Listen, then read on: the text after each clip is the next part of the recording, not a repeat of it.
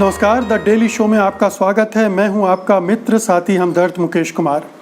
दोस्तों, सत्य हिंदी लगातार कोशिश कर रहा है स्वतंत्र एवं निष्पक्ष पत्रकारिता को आगे बढ़ाने की, और हम चाहते हैं कि इस कोशिश में आप भी शामिल हों। इसके लिए आपसे गुजारिश है कि कृपया इस वीडियो के साथ दिए गए डिस्क्रिप्शन में जाएं, उसमें एक लिंक है, उसको क्लिक करें और अपनी मर्जी के हिसाब से भुगतान करें। हमें उम्मीद है कि आप स्वतंत्र पत्रकारिता को बढ़ावा देने के लिए ऐसा ज़रूर करेंगे। तो आइए अब शुरू करते हैं आज का द डेली शो। दोस्तों, गुरुवार को सर्वदलीय बैठक में प्रधानमंत्री नरेंद्र मोदी ने जो कुछ कहा था और उससे जो बवाल उठा, उसकी सफाई में पीएमओ ने बयान जारी किया है, लेकिन उससे स्थितियां साफ नहीं हुई हैं बल्कि और उलझ गई हैं।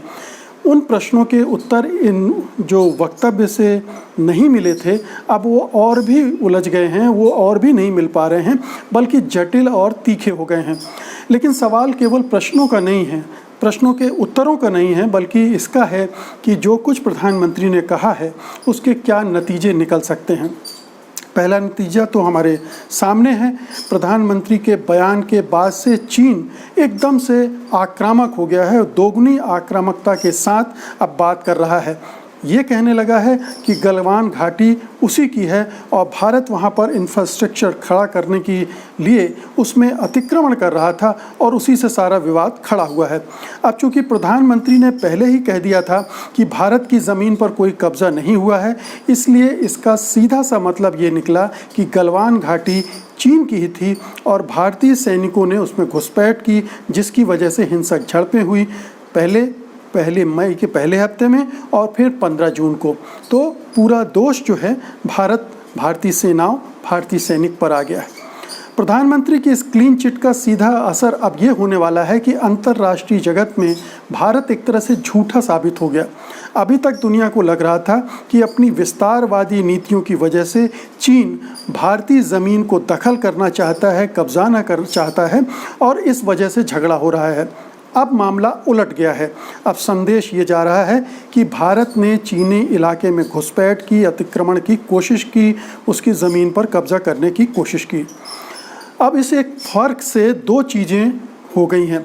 एक तो ये कि चीन पर लगा दाग धुल गया है और अगर कोई अंतर्राष्ट्रीय दबाव उस पर बनाया जा सकता था तो अब वो संभव नहीं होगा।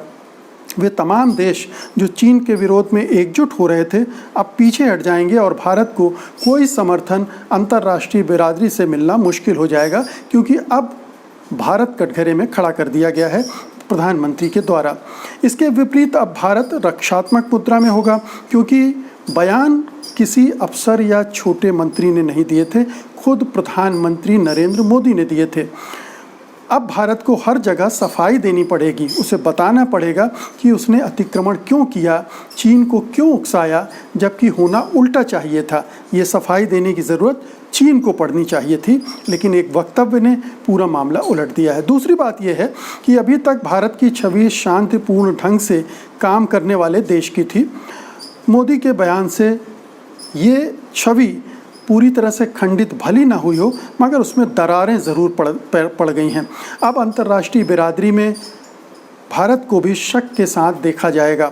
उसके कहे पर तुरंत कोई भरोसा नहीं करेगा।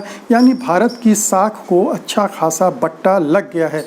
ये साख 70 सालों की मेहनत का सुफल थी। इसे दोबारा हासिल करने के लिए जाने अब कितना वक्त लगेगा भारत को।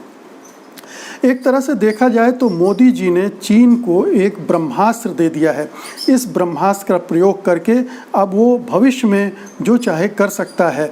अब वो बार बार सीमा पर अपना वर्चस्व कायम करने की कोशिश करेगा और भारत के लिए उसका जवाब देना और भी मुश्किल होता जाएगा। प्रधानमंत्री के बयान से ये संदेश भी गया है कि भारत डर गया, चीन से भारत डर गया है। अगर अपनी ज़मीन पर कब्जा किए जाने और बड़ी तादाद में अपने सैनिकों के मारे जाने के बाद भी कोई देश, भारत जैसा बड़ा देश खास तौर पर, अगर जवाब नहीं दे पा रहा है सख्ती के साथ, तो इसका सीधा सा मतलब यही निकलता है कि या तो गलत था या फिर कमज़ोर है। चीन को क्लीन चिट देकर पीएम ने एक तरह से अपनी गलती मान ली है और कोई कार्रवाई न करके भारत की कमज़ोरी का सबूत भी दे दिया है। अभी तक आप देखें, प्रधानमंत्री, सरकार, रक्षा मंत्री, इन सब के हाव भाव में उस तरह की गर्मी नहीं है, गर्मजोशी नहीं है, उस तरह की कहना चाहिए कि जो जोश होना चाहिए ऐसे मौके पर वो कहीं नज़र नहीं आ रहा है और न ही चीन के प्रति वो आक्रामक तेवर उनमें नज़र आ रहे हैं। अब इस कमज़ोरी का अर्थ ये है कि क्षेत्रीय महाशक्ति होने का जो दम भारत भरता था, अब उसमें भी दम कम हो जाएगा, दम निकल जाएगा उसका। जाहिर है कि इससे उसके पड़ोसियों के हौसले बढ़ जाएंगे। नेपाल तो काला पानी के मुद्दे पर आक्रामकता हमें दिखा ही रहा है, मगर पाकिस्तान भी आंखें दिखाने लगेगा, उसकी हिम्मत बढ़ जाएगी, क्योंकि चीन का हाथ अब और भी ज़्यादा उसके सर पर होगा। क्योंकि चीन अभी तक फिर भी थोड़ी सी मुरव्वत बरतता था भारत के प्रति, पाकिस्तान का समर्थन करता था, पाकिस्तान को हर तरह से मदद करता था, इसके बावजूद, क्योंकि वो भारत के बाज़ारों का लालच था उसको। लेकिन अब वो और ज़्यादा पाकिस्तान पर हाथ रख देगा और पाकिस्तान के हौसले बढ़ सकते हैं।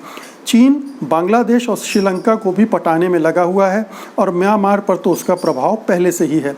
दूसरी, आर्थिक महाशक्ति होने की वजह से और सुरक्षा परिषद में परमानेंट मेंबर होने की वजह से, वीटो पावर होने की वजह से उसे कई तरह की जो कहना चाहिए कि सहूलियत मिल जाती है। वो अपने इन देशों को प्रलोभन दे सकता है, कई तरह के व्यापार में छूट दे सकता है, संरक्षण दे सकता है, हथियार दे सकता है। और इससे जाहिर है कि ये चीज़ें भारत के पास नहीं हैं, तो वो इन पड़ोसियों से और दूर होता जाएगा। अफ़गानिस्तान में तो तालिबानों का प्रभाव बढ़ ही रहा है और उनके मजबूत होते ही वो भी भारत के विरुद्ध खड़ा हो जाएगा। कुल मिलाकर हम चारों तरफ से शत्रुओं से घिरे होंगे। यही नहीं, चीन अब भारत में अस्थिरता पैदा करने की कोशिशें भी बढ़ा सकता है। वो खालिस्तानी आंदोलनों को बढ़ावा करने की कोशिश में लग गया है, पूर्वोत्तर के अलगाववादियों को भी मदद पहले देता रहा है और यहाँ तक कि जम्मू कश्मीर में भी अब अशांति पैदा करने की कोशिशों में लग जाएगा। अगर उसने ऐसा किया तो निश्चय ही समझ लीजिए कि भारत के लिए बहुत बड़ा संकट खड़ा हो सकता है, भारत बहुत बड़े संकट में फंस सकता है। जाहिर है कि भारतीय विदेश नीति की ये बहुत बड़ी नाकामी होगी। शायद 1962 के बाद ये सबसे बड़ी नाकामी होगी। और क्या अब सवाल उठता है कि क्या ये सरकार उस विदेश नीति को दोबारा से खड़ी कर पाएगी? क्या इस तबाही को संभाल पाएगी जो राष्ट्रीय, अंतर्राष्ट्रीय और क्षेत्रीय जगत में प्रधानमंत्री के बयान से वो कमज़ोरी आई है, क्या उसकी भरपाई हो सकेगी? भारत की साख दोबारा से बहाल हो पाएगी? उसकी विश्वसनीयता कायम हो पाएगी? इसके जवाब में फ़िलहाल यही कहा जा सकता है कि मोदी सरकार अपनी नीतियों में कितना बदलाव करती है, इस पर निर्भर करता है। उसने छब्बे बनने की कोशिश में भारत को चौबे भी नहीं रहने दिया है। अब तो पहले उसे दुबे से चौबे बनने के लिए संघर्ष करना पड़ेगा, उसके बाद छब्बे बनने की उम्मीद कर सकता है। जो सिक्योरिटी काउंसिल में वो परमानेंट मेंबर बनने की उम्मीदें पाल रहा है, उसको भी इससे झटका लगेगा। न्यूक्लियर सप्लाई ग्रुप में जो उम्मीद कर रहा है कि चीन से कुछ मदद मिल जाती है, वो रास्ते भी उसने बंद कर लिए हैं।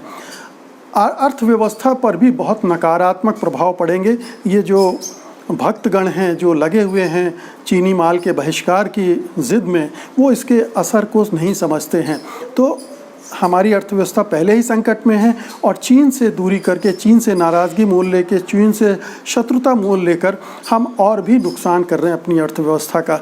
तो आर्थिक स्तर पर, सुरक्षा के स्तर पर, अंतर्राष्ट्रीय राजनीति के स्तर पर हर जगह प्रधानमंत्री के इस बयान ने हमें नुकसान पहुंचाया है, डैमेज पहुंचाया है। अब इस डैमेज को कैसे कंट्रोल किया जाएगा, इसकी कैसे भरपाई होगी, ये हम देखते हैं। उम्मीद कम है इस सरकार से, क्योंकि इस सरकार के पास कोई ठोस नीति नहीं है। जो नीतियां हैं वो दम्भ दिखाने वाली ज़्यादा हैं, ताकत का प्रदर्शन करने वाली ज़्यादा हैं और इसमें टकराव की गुंजाइशें ज़्यादा बढ़ती जाती हैं। ये हम देख ही रहे हैं। उसे 2 कदम पीछे हटना पड़ेगा 1 कदम आगे बढ़ाने के लिए। क्या मोदी सरकार इसके लिए तैयार होगी, कहना मुश्किल है। अगर इस भूल से सबक ले तो बहुत ही अच्छा है, नहीं तो भारत का भविष्य बहुत उज्जवल नहीं मानकर चला जा सकता। तो मित्रों, ये थी आज की वीडियो चर्चा। उम्मीद है कि आपको पसंद आएगी और आप इसे लाइक भी करेंगे, शेयर भी करेंगे और इस चैनल को सब्सक्राइब भी करेंगे। अब मुझे अनुमति दीजिए, जल्दी आपसे फिर मुलाकात होगी। नमस्कार। सत्य हिंदी के और वीडियोस को देखने के लिए हमारे YouTube चैनल को सब्सक्राइब करें और सीधे नोटिफिकेशन पाने के लिए बेल आइकन दबाएं।